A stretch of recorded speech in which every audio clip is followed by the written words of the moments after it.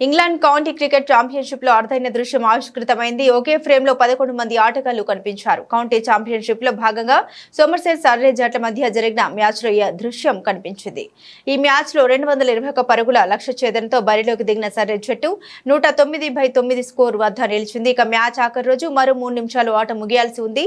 దీంతో wicket కాపాడుకుని match ను డ్రాగా ముగించుకోవాలని Surrey ప్రయత్నించింది. అదే సమయంలో ప్రత్యర్థి సోమర్సెట్ మంచి ప్లాన్ వేసింది. ఎలాగైనా ఆఖరి వికెట్ తీసి మ్యాచ్ లో విజేతగా నిలవాలని బౌలర్, వికెట్ కీపర్ కాకుండా మిగతా ఫీల్డర్లందరినీ 9 మంది బ్యాటర్ డేనియల్ రోలర్కు పక్కనే ఫీల్డింగ్ సెట్ చేసింది. ఇక లిచ్ వేసిన ఆ బంతిని బ్యాటర్ డేనియల్ అడ్డుకునేందుకు ప్రయత్నించాడు. కానీ బంతి నేరుగా బ్యాటర్ ప్యాడ్లను తాకింది. వెంటనే అంపైర్ అతన్ని అవుట్ గా ప్రకటించాడు. దీంతో సర్రే 109 పరుగులకి ఆల్అౌట్ అయింది. ఫలితంగా సోమర్సెట్ 111 పరుగుల తేడాతో విజయం సాధించింది. ఈ సందర్భంగా ఇద్దరు బ్యాటర్లతో కలిసి సోమర్సెట్ జట్టులోని 11 మంది ప్లేయర్లు ఒకే ఫ్రేమ్ లో కనిపించారు. ప్రస్తుతం ఈ వీడియో సామాజిక మాధ్యమాల్లో వైరల్ గా మారుతుంది.